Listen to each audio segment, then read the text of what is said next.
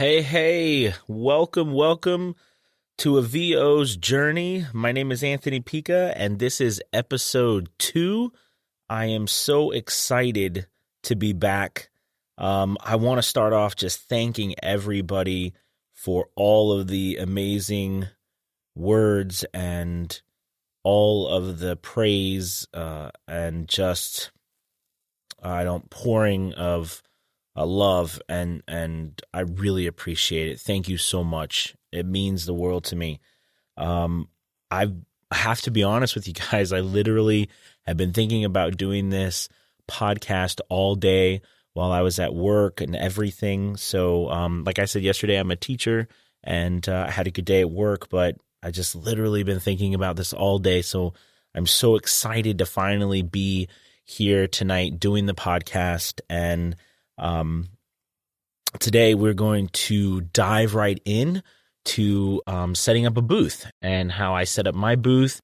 It has worked incredible. It is cheap, and it doesn't have to be the crazy thousands of dollars that you hear about.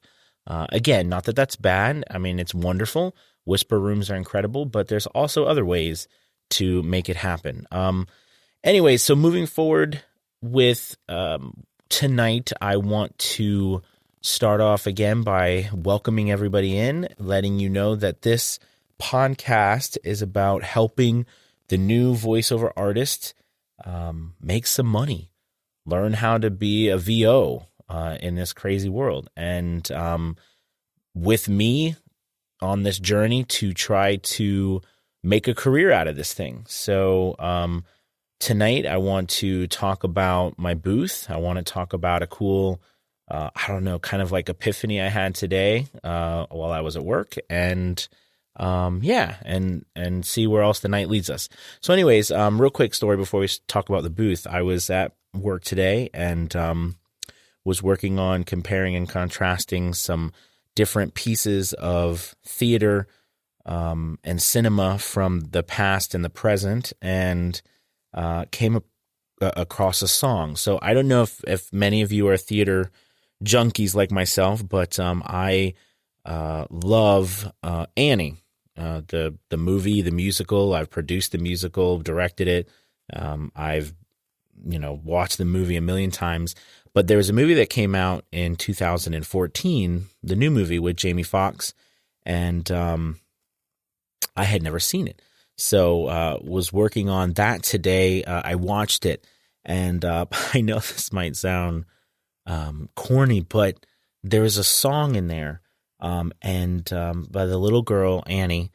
She sings, it's called Opportunity, and it is just the most beautiful song, and you really should check it out. You can get it on YouTube. Just type in Opportunity and then Annie on YouTube and pull it up, and you'll see it is absolutely amazing. But the reason why I'm telling you about this is because she sings the song about this is her moment, and this is her opportunity, and she's going to put on the best show. Part of it is luck, but the other part of it is up to her. And I really think that is us. This is our opportunity. And it's only going to be what we do with it. So the world is watching, and let's put on our best show. So anyways, that's my soapbox about that. Anyways, I want to talk to you. Let's move on to the booth. So I'm really actually excited to talk to you about this because I'm quite happy with it. So anyways, moving back, right when I started being a voiceover artist, I had no idea what I was doing. I've always mixed live theater or live sound. I've never, I had never mixed recorded sound. And there's a difference, of course, because when you're live, you don't have to worry about, you do worry about acoustics, but differently. You don't worry about the sound bouncing off the walls per se. You're trying to control how loud things are so that you can hear clearly and so forth, and frequencies. And we do that here to an extent, but our job is to also make sure that the sound that is going through to our files is the very purest and cleanest it can be. So that starts with a recording space that is going to be quiet, as well as not have a lot of reverb, which is what we call sound waves bouncing off of walls and hearing it. It is the time it takes for your voice to bounce off of a wall and come back to hit the microphone, and it sounds like that saying where it sounds like you're in a big room and just you hear an echo. So that's a reverb. So anyways, one way we do it is to cut that out is to create a booth or some sort of structure that we can record in that stops the sound from bouncing off the walls. It absorbs it. There is many different ways to do this, and I'm going to talk about a couple, but like I said, I'm going to talk about the booth that I created and kind of the journey I was on. So I literally went on YouTube and I looked up different booths or different ways to stop the reverb, and I came across this guy who was talking about blankets and pillows. I didn't have any money to spend on acoustic tiling. I didn't have money to spend on trying to deaden sound in my house and the space I was in. And I don't know if anybody experienced this, but I think the reality is, I don't know if you've watched any other shows, but I swear every show I watch on YouTube, it's like someone just happens to have the most perfect space that they're recording in, and it just looks so wonderful. And then they just pop up some things, and it's like, voila, it's amazing. Well, I was in literally a room that had two entrances and exits, one into the kitchen, one into the hallway. It was right on the end. I'm in a different house now, and I'll tell you about the house I'm in now. But where I started was in this room. We were right next to the railroad tracks. And they were very active railroad tracks.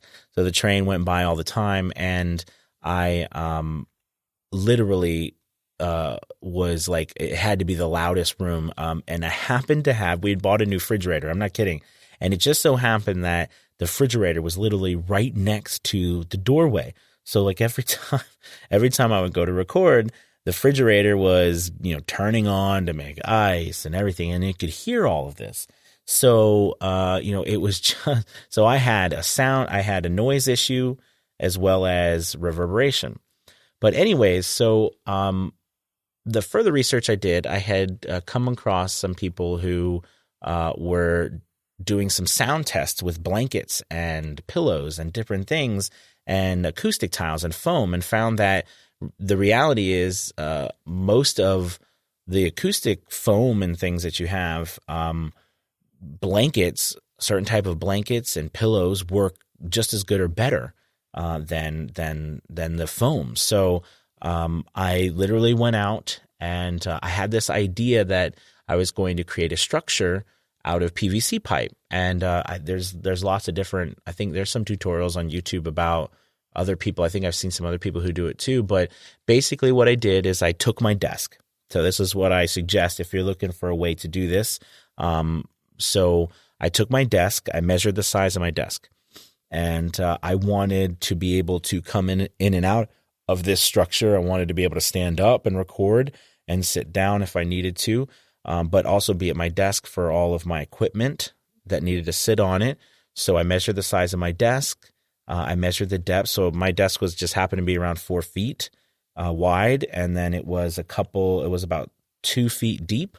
And so I did pretty much like a 4x4, literally. And then the height, I wanted to be able to stand up. So I did the height at around 6'6", which for me, I'm like 5'8". So, 6'6" is pretty tall. So I did that, and I went to Lowe's, and I got PVC pipe, and I got fasteners. They have those corner fasteners. They have the ends that you can put 3 different sides of a PVC pipe in. And I basically put a rudimentary structure together that held itself up in the shape of a rectangle using these ends, and I cut the PVC pipe. At the time, I had literally a handsaw that I had bought from Lowe's for a couple of dollars. It took a while, I have to admit, cutting the handsaw out off of my chair, but I did. And I put the structure together, and then I bought packing blankets. And I started out with one set of packing. Well, when I mean one set, I mean four. I bought 4 sets of packing blankets, but meaning that each side. So I had the back, the front, so the structure, the packing blankets made it all the way around. So I had 4. So 3 made it around all the sides, and then 1 over the top. So when I did that, it completely took care of the reverb. However, what it didn't take care of was the sound. I mean, the noise. So I realized that no matter what with the packing blankets, they helped the reverb, but they didn't do anything for the noise. So what I started to do was go on an adventure for finding different ways to deaden the extra noise, which I will talk about later. But what I did though is first I had to eliminate that reverb, and that's how I created my own booth. And what I did was I simply bought from Lowe's some grips or some clamps, some hand clamps that you can just squeeze. You know, the black ones, and then there's the silver ones with the blue tips or the red tips. I don't know if anybody's seen those, but they're not very expensive. I spent under $100 to do this, and then what I did was I took some pillows from home and I pushed them on the sides, on the bottom. I took a blanket that I had at home, put it over my desktop. I had a light, and I use an iMac computer. It's just something that I happened to have. It wasn't something I bought. I'd had it for years, since 2011, and I started from there. So, and we're going to talk about equipment in another episode, but I just wanted to talk about the booth and everything. But I also wanted to talk to you about something else with the booth that I find really, really cool. So I stopped there and I recorded for a while. I recorded for a long time with just that. And I was able to find some different ways to reduce the noise floor, which the noise floor is the stand, like your room noise. So like the room level that the noise is at in your recording area. So I was, I went and found some different plugins and things that helped with that. But when I moved to my new home, I don't know why this was, but I had this whole new room that I'm using just for recording now, and I have my booth, same one I built before. And I brought it up, but the room itself is all wood. I mean, the floor is all wood, and the walls and everything. It was very echoey in the room. So when I set up my booth, what I found is that it still echoed, and I was like, "Oh, this is crazy," because I put up my blankets and everything. So I went out and I bought another set that made it all the way around again, just like I bought a second set of 4 blankets, and I put them up.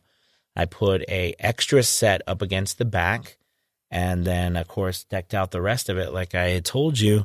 Excuse me. And I have to say, it works fantastic. The sound is wonderful, and it just it completely deadens the sound or the reverb, and the sound is pure. I have like barely no noise level and or no noise, and it just is wonderful. So I'm thrilled with it. The noise itself from outside, I happen to be in a quiet neighborhood. So the reality is I moved to another place where it's a quiet neighborhood, and that has helped a lot. I don't have a train anymore. I don't have planes flying over by. I don't have loud roads. But if you have those things, my suggestion is you start with the reverb, record at night. I know that might not be an option for some of you, but recording at nighttime really helped me. I kind of had to record at nighttime anyways because of my family. I had to wait till my kids go to bed. So I don't know if any of you have kids out there, but I have a couple. They're young, And, I don't get to spend time with them unless I spend time with them at night before they go to sleep. So what I do, even now, I'm recording this. It's, all the kids are to bed. My wife went to sleep, and I'm up in my booth recording for you guys. And then after this is done, I'll go ahead and work on a book that I'm doing called The Gratitude Effect by Nancy Baldwin. Anyways, so I record at night. And what I found is that it really is a lot quieter at night. And it is a great time to record. So my advice to you is if you are having a loud noise problem in your area that you're recording in, record at night if that's possible. If it's not possible, like I said, there are some ways that you can take out the noise from your floor and go from there. But my best advice is to create this booth that I told you how to do, and go ahead and try to record at night. Get the packing blankets, get the clamps. It shouldn't cost you more than $100. I mean, I guess it depends on where you live. It might be a little bit over. It might be, hopefully it's under, but it should be around there. And use some blankets and stuff you have at home, and you literally can create a fantastic booth with under $100.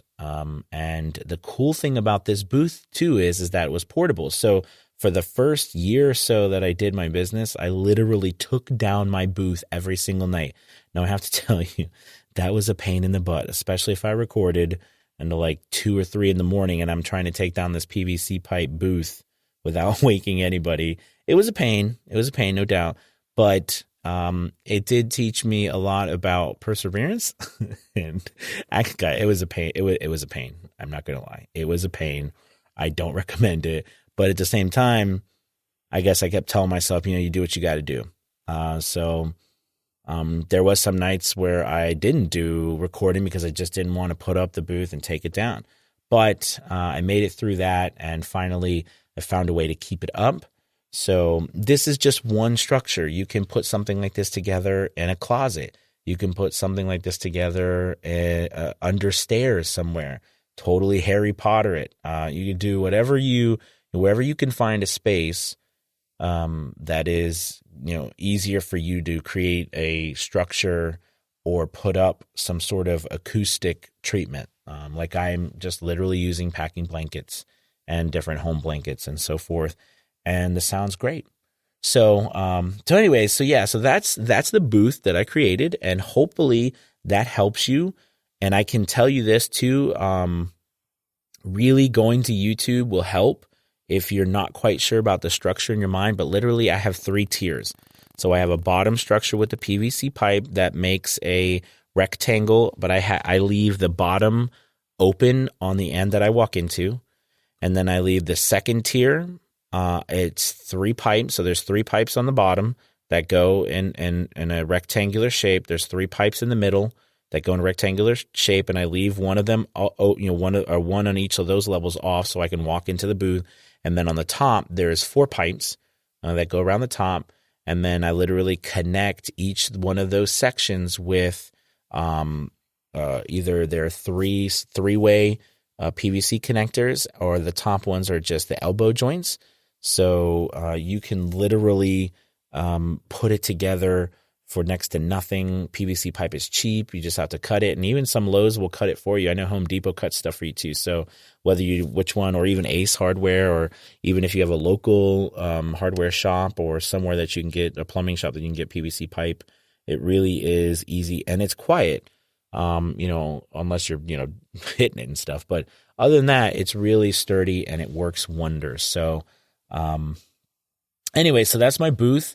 And if you have any questions about it, please feel free to message me, or ask me a question through the SoundCloud account, or message me.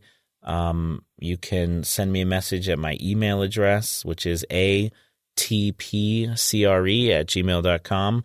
I probably should put a link to that or something. And, and anything you want like that, or you can message me on Facebook at Anthony Picavillo, or leave a comment I'm new, so I'm just on iTunes. It just popped up, so please subscribe. And if you liked it, give me a good rating. And if you didn't, that's okay too. Let me know, what you like. And I work really hard to help you out. So I wanted to leave off today also letting you guys know just really quickly something about today was, or yesterday, after I'd gotten done, ACX. So I do audiobooks as well. So part of some things that we'll be going over also is the different areas that we can create money. And when I first started recording, I did audiobooks and royalty deals. And I started, kind of racking up those books. I learned a process from an awesome VO coach named Earl Hall, and he's really cool. Check him out.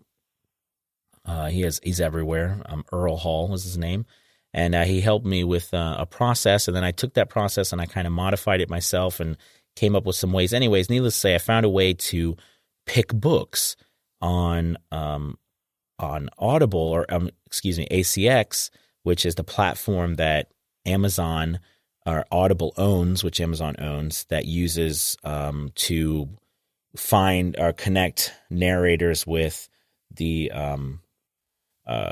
book creators or with the authors. And anyways, so I found a way to pick books that reduced the amount of time it took me to record them and also maximize the amount of money I would make with royalties.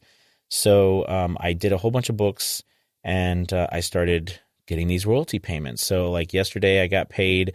It was February was they're a month behind. February was a little slower month, so I made about $560 that I got paid, and it's like directly deposited into my bank account. Usually it can be from $800 to $1,000 depending on how many bounties. And bounties are these things that ACX pays if a person with an account that opens up a subscription account, if the first book they buy, their free book with their subscription account is one of your books, they give you $25. Well, they give you $50, but you split the royalties with the author. So he or she gets $50 or $25, and then you get $25. But it's really great because you sell 10, 20, 30 of those, and you're already making hundreds and hundreds of dollars just by selling a couple of books. So that's really nice. But anyways, I just wanted to tell you that. So, I'm selling, I sell sometimes between 400 to 600-700 books a month. And that is, I get a royalty from that. So that's really nice. That's kind of where I am right now. The last book I did as a royalty deal, I went through, and it took off, and this is in the second month, and it's already sold 50, 60 books. And I have to be honest about it, though. I've done a really piss poor job of actually promoting the books. So we're gonna work on that. I think I'm gonna try something, and we're gonna see if I can promote it. I was reading some things about Reddit and that and so forth, but we'll talk about. We'll launch a book. I'll launch a book or do one, and then when we go to do it, I'll try to promote it some because ACX gives you free books to promote and stuff, and I've done a very poor job of actually promoting the books. But anyways, I'm digressing. So I hope this was helpful. I know I just kind of started talking. I'm looking at the phone. I'm like, oh my gosh, it's 24 minutes. So thank you. Hopefully you stuck around again to the end. I really, really appreciate it. If you have any questions, comments, please send them to me, message them to me, subscribe, and tell your friends. Hopefully this is helpful. I want to keep on this theme. I want to get into equipment and DAW, which is Digital Audio Workspace. And I'm going to keep talking about, throughout this, I'm going to keep sprinkling it with what's actually happening. So like right now, I'm recording an audiobook. Like I'd said earlier, it's called, it's written by Nancy Baldwin, and it is The Gratitude Effect. And it's a fantastic book. And it's about 21,000 words or so. And I'm making, I think like I'm being paid $500 to do this book, which is, a couple hours of work. If 9,500 words is an hour, which is typical of finished hour work, that would make this book around 2 hours and 20 minutes, 2 hours and 15 minutes, 2 hours and 20 minutes of finished work, which if we do it right, we try to get a 2-to-1 kind of ratio, meaning that you would like to only work, or I only like to work 2 hours for every 1 hour I record. And if I can keep it to that, that means that, I only work 4 to 5 hours on the book, as opposed to me working 3 or 4 extra hours per hour, which is a standard. Usually 3 hours is a standard. That's judged off a per finished hour, but I really try to keep it to 2. And we'll go over some techniques that I've learned that hopefully will help you guys out when it comes to editing and mastering, because I do all that myself. So anyways, okay, I'm going to go this time. Thank you again very much, and look forward to tomorrow night for the next one. We'll talk about equipment. I'll talk to you about the mic, my earphones, my DAW, my audio box, etc., etc. All right. Well, thank you guys so much again. And this was a VO's journey, and I will talk to you tomorrow night. Peace.